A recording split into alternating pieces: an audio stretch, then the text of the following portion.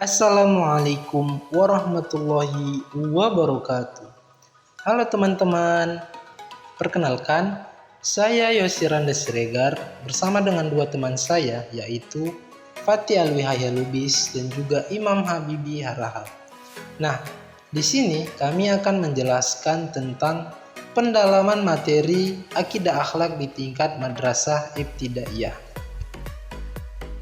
Setelah menelaah materi pembelajaran akidah akhlak di tingkat madrasah ibtidaiyah, mulai dari kelas 1 sampai dengan kelas 6, tidak terdapat materi pembelajaran yang tidak kalah penting diajarkan kepada peserta didik, yaitu materi tentang berbakti kepada kedua orang tua dan guru. Di era modern ini, sedang maraknya perkembangan. Baik itu perkembangan kebudayaan, pendidikan, maupun teknologi. Namun, perkembangan ini tak selamanya berdampak baik bagi kehidupan. Di zaman modern ini, banyak dari kalangan anak-anak yang mengalami krisis moral akibat dampak negatif dari arus globalisasi yang tidak bisa disaring oleh mereka dengan baik.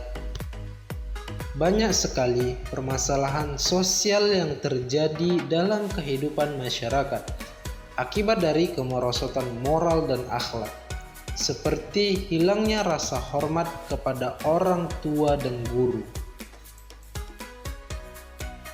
Penanaman nilai moral sangat penting dilakukan, terutama kepada anak sejak usia dini.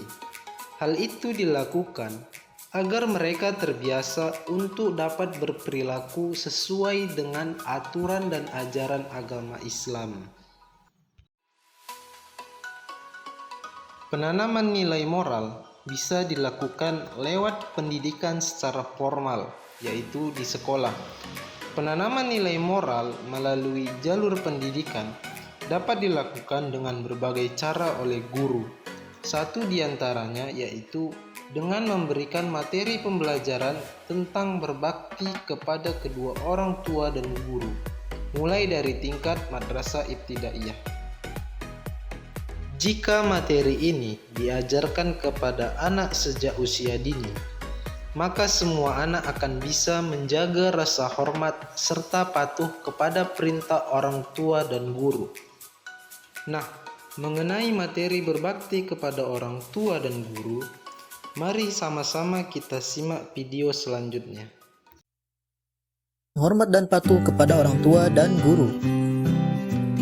Apa saja yang akan kita bahas? Yang pertama adalah pentingnya hormat dan patuh kepada orang tua, meliputi cara berbakti kepada orang tua dan hikmah berbakti kepada orang tua. Kemudian yang kedua, pentingnya hormat dan patuh kepada guru, meliputi cara berbakti kepada guru dan hikmah berbakti kepada guru.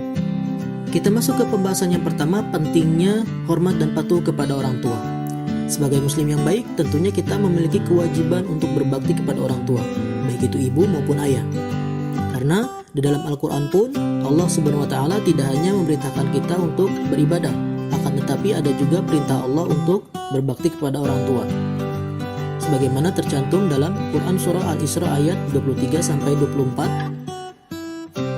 وَقَضَى رَبُّكَ أَلَّا تَعْبُدُوا إِلَّا إِيَّاهُ وَبِالْوَالِدَيْنِ إِحْسَانًا إِمَّا يَبْلُغَنَّ عِندَكَ الْكِبَرَ أَحَدُهُمَا أَوْ كِلَاهُمَا فَلَا تَقُل لَّهُمَا أُفٍّ ولا تنهرهما وقل لهما قولا كريما واخفض لهما جناح الذل من الرحمة وقل رب ارحمهما كما ربياني صغيرا.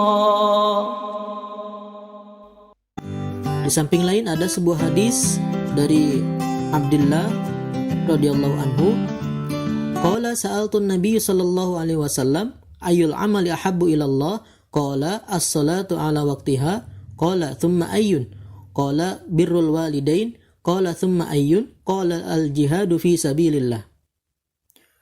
Dari Abdullah radhiyallahu anhu, aku bertanya kepada Nabi Muhammad sallallahu alaihi wasallam, amalan apakah yang paling dicintai oleh Allah? Kemudian Rasul menjawab, salat pada waktunya. Aku berkata lagi, kemudian apa ya Rasul? Beliau menjawab, berbakti kepada orang tua. Aku berkata, kemudian apa ya Rasul? Rasul menjawab, berjihad di jalan Allah. Hadis riwayat Bukhari. Menurut Imam An-Nawawi, birrul walidain yaitu berbuat baik terhadap kedua orang tua, bersikap baik kepada keduanya, melakukan berbagai hal yang dapat membuat mereka bergembira, serta berbuat baik kepada teman-teman mereka. Sedangkan menurut Imam Az-Zahabi, birrul walidain atau bakti kepada orang tua dapat direalisasikan dengan memenuhi 3 kewajiban. Di antaranya yaitu yang pertama, mentaati segala perintah orang tua kecuali dalam hal maksiat. Kemudian yang kedua, menjaga amanah harta yang dititipkan oleh orang tua atau yang diberikan oleh orang tua. Ketiga, membantu atau menolong orang tua bila mereka membutuhkan. Berikutnya, bagaimana cara berbakti kepada orang tua? Yang pertama, melaksanakan nasihat dan perintah yang baik dari keduanya. Kemudian yang kedua, merawat dengan penuh keikhlasan dan kesabaran, apalagi jika keduanya sudah tua dan pikun. Ketiga, merendahkan diri, kasih sayang, berkata halus dan sopan, serta mendoakan keduanya. Keempat, rela berkorban untuk orang tua. Kelima, meminta kerelaan orang tua ketika akan berbuat sesuatu. Dan yang keenam, berbuat baik kepada orang tua walaupun mereka berbuat aniaya. Bagaimana kalau misalkan orang tua kita sudah meninggal? Cara berbaktinya seperti apa? Di sini yang pertama adalah merawat jenazah dengan cara memandikan, mengafankan, mensolatkan, dan menguburkannya. Kedua, melaksanakan wasiat dan menyelesaikan hak adam atau hutang atau perjanjian yang ditinggalkannya. Yang ketiga, melanjutkan cita-cita luhur yang dirintisnya atau menepati janji keduanya. Yang keempat, mendoakan dan memintakan ampun kepada Allah dari segala dosa. Yang terakhir, menyambung silaturahmi kepada kerabat dan teman-teman dekatnya.